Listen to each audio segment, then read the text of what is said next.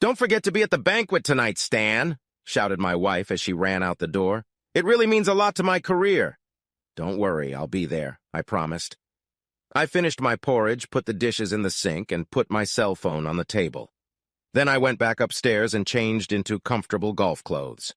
I threw my golf clubs and shoes into my car and drove off. I planned to meet up with a couple friends at a course in Kutztown, about 100 miles down the road. We got an 11:30 start. It was a beautiful fall day. There are some things in life you just can't buy. We finished the game at 3:30 p.m. and went into the clubhouse to eat. I hadn't seen Jack and Steve, two of my college buddies, in a few years, and we had a great time catching up. We ate and decided to play a few more holes as we were having a great time. We finished as it was getting dusk. "That was awesome," Jack grinned as we finished playing. "Do you have to leave right now, or can you have another drink with us, Stan? Have I ever turned down a drink, especially from such an obliging loser?" I laughed. "Let's go to the watering hole." We drank a couple beers and retold old war stories from our glory days. I caught myself thinking I was having a good time, and I should see Jack and Steve more often. As we got closer to the house, I felt my mood slowly deteriorate. Brandy would be furious when I walked through the door. I would have to deal with her anger and consider the best way to extinguish it. I laughed to myself when I realized I was thinking the impossible. She would be furious. "Where the hell have you been?" Those were her words of greeting when I walked into the living room. "I told you that this fucking banquet was very important to me, and for you to remember to be there by 6. "Sorry, darling. The boss sent me to Doylestown. Terrible traffic, I've just got back." "I spoke to Tom. He was home at 6:30. He said you took time off work and didn't go to work. He also left his cell phone on the kitchen table, so I couldn't contact you," Brandy yelled. "You're a bad liar and a pathetic fuck." "Well, now that we have that settled, I give up, honey." I smiled. "I'm exhausted." "Settled? What's settled?" "At this point, we've determined that you're lying to me." "What about telling the truth?" demanded Brandy. "I was stolen, along with my car, by pirates. They took me to an old warehouse to hold me for ransom, but some aliens dragged me onto their ship and stuck their probes into my teeth, eyes, and genitals," I replied. "When they left the room, I was lucky enough to untie the knots in the rope they had tied me with. Then I had to figure out how to steer their ship. I accidentally flew into Scranton. Back I had to hitchhike with a trucker to get my car. But don't worry, I'm feeling pretty good. Just a little tired." Brandy looked at me like I was crazy. She was so pissed off she couldn't even put words together into a meaningful sentence for a few seconds.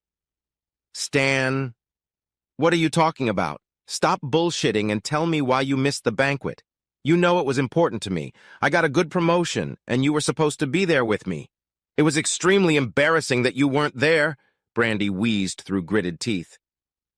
"I was playing golf with Jack and Steve, a couple of my old college buddies," I admitted. "They beat me at first, but I beat them by 30 feet on the 7th hole. I've been kicking their asses ever since. This new putter is a work of art. I swear I've hit a few shots at 300 yards. "Golf?"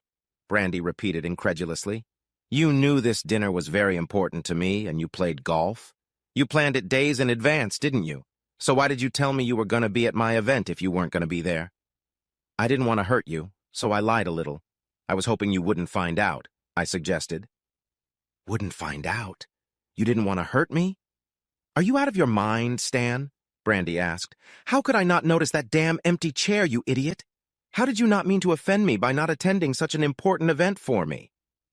"In retrospect, I realize you had to guess," I admitted. "But at the time it seemed exciting and somehow different. It just happened. I never meant to hurt you. It's just golf, nothing personal." "Are you drunk or something? Did you and your old buddy smoke a joint, Stan?" Brandy asked. "You sound like you're out of your mind. I'm too tired to discuss your selfish, nasty behaviors tonight. You can sleep in one of the old nursery rooms. I don't want you to touch me or even talk to me for a while." "No problem, honey. I'll be quiet as a mouse," I promised. Brandy stared at me like I was some kind of insect she'd never seen before. I smiled and headed for Brian's room. Brandy and I had been married for 24 years. Both of our children were in college, and we were adjusting to the empty nest. I climbed into Brian's bed and fell fast asleep, repeating my best beats in my sleep. The next morning I was dressed for work, reading the paper and eating cereal when Brandy walked into the kitchen. "Don't think I'm done with you, Stan," she warned. "I don't know how or if you'll ever be able to make up to me for yesterday. I think you need to think about that yourself. I'll be working late tonight, so start your penance by cooking yourself dinner." "No problem, sweetie. I can take care of myself," I replied. "Have a good time." "I'm going to work." "What do you mean, have a good time?" Brandy demanded an answer. "Have a good day, be happy, don't worry about me, don't take any wooden nickels, whatever." It was just a steady expression. She looked at me like I had two heads, then turned and walked off to work. I picked up the phone and dialed my work number. I told them I wasn't feeling well and wouldn't be coming in today. I spent the morning shopping. I finally saw something I wanted at BSTU and ordered the biggest fucking flat-screen TV on the planet. I had it delivered the same day. Everything was set up and working perfectly in time for the evening news. It worked so well that I kept trying to look into the anchorwoman's cleavage. I felt like she was in the room with me. The TV took up an entire wall in the living room. It even made the closet door inaccessible, but it was worth it.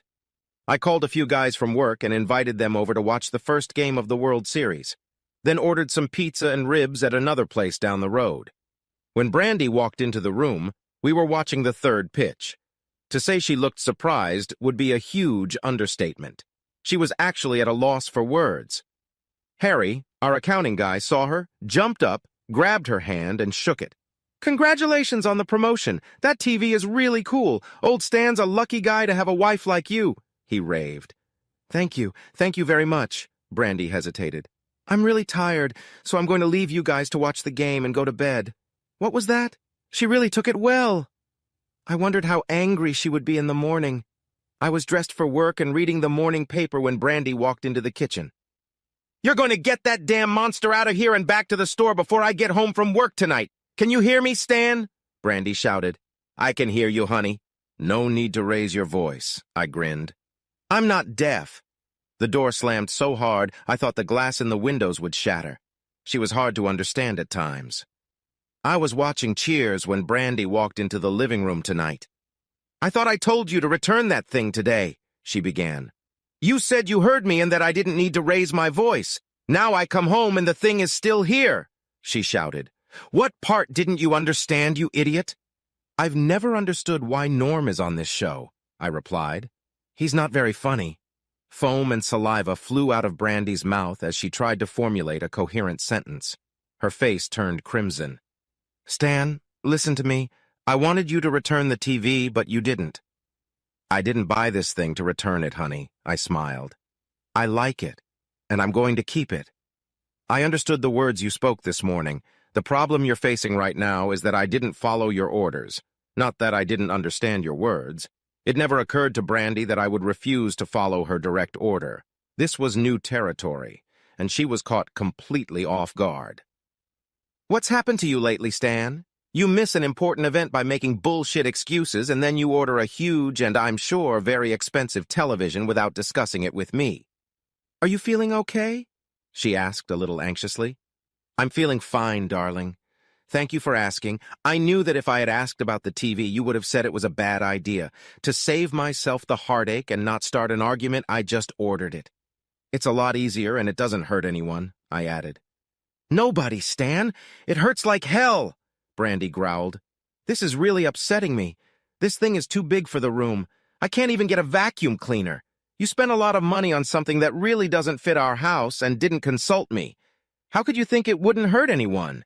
"When you say that, I know what you mean. I can't do something just because it will make me happy and not think about how it will affect you, can I?" "That's exactly right, Stan. You've never done anything like this before. Why do you need to be taught all over again?" Brandy asked. "You're acting like a selfish child." "I think you're right. I'll return the TV on Monday, okay?" I replied. "I'd rather you did it tomorrow, Stan. I have to go to work tomorrow afternoon for a few hours. Working on Saturday is frustrating, but that's why I got the promotion," Brandy reasoned. "Please get him out of here when I get back tomorrow night." I nodded in agreement and went back to looking around at Shelley Long. I'd always had fantasies starring her. Saturday afternoon, I called Brandy's parents and invited them to have lunch with me. When we arrived at the cafe, I introduced everyone to Cindy Walsh, who was waiting there for me. Cindy looked tired and exhausted, and I wondered if she would be able to get by normally. Brandy's parents paid no attention to anything but the free lunch I treated them to.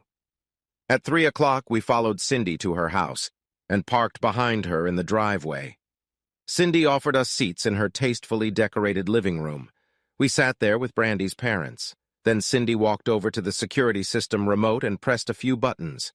The noise was deafening, sirens howled, and a loud voice warned all intruders to leave the building immediately. It was quite intimidating. Suddenly the door swung open and Cindy's husband, Charles, ran into the room with a bat. He was completely naked and in a state of semi-excitement. Not recognizing because he didn't know either Brandy's parents or me, he swung the bat at us threateningly. Cindy remained out of his sight. "Get the hell out of here before I beat your brains out!" he shouted. "Get the hell out of here!" He pulled the bat back. For a second I thought I should pitch to him. Then he was stopped by a scream. "Mom! Dad! Stan! What are you doing here?" Brandy's parents looked away from the naked baseball player and saw Brandy standing in the doorway pressing a sheet against his obviously naked body. "I invited them here to have some fun, Mrs. Burns," Cindy replied as she entered the room. "Charles was never good at hiding his affairs. I knew he brought a whore into our house when I told him I had to go to Philadelphia for the weekend. I even guessed it would be you, Mrs. Burns, after seeing how attentive he was to you last night at the banquet." I stood up and nodded to Brandy's parents. I walked over to Cindy and shook her hand. Then I shifted my gaze from Brandy's new boss, Charles, to Brandy herself. "Notre Dame is playing tonight, and I don't want to miss it on my big screen. When you're done, you're taking your parents home, right, Brandy?" I asked. "I'm sure they won't mind. Well, wait a little.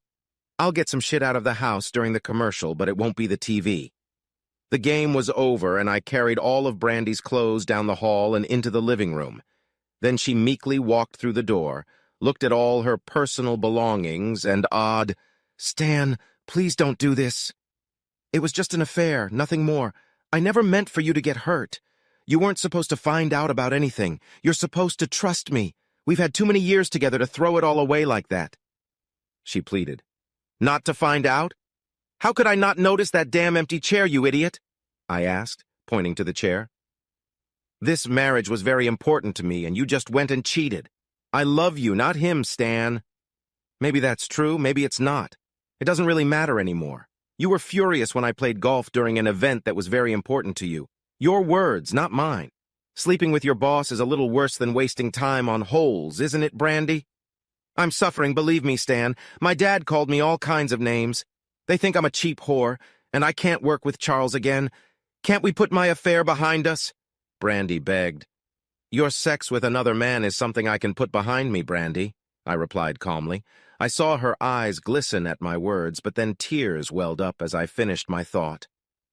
"I can't get past the lies, the disrespect, and the inability to trust you. You've tasted something like that from me over the past few days. It's impossible to live with a man like that, isn't it? Take your bed, Brandy. My lawyer will contact you on Monday. The TV stays, and you don't."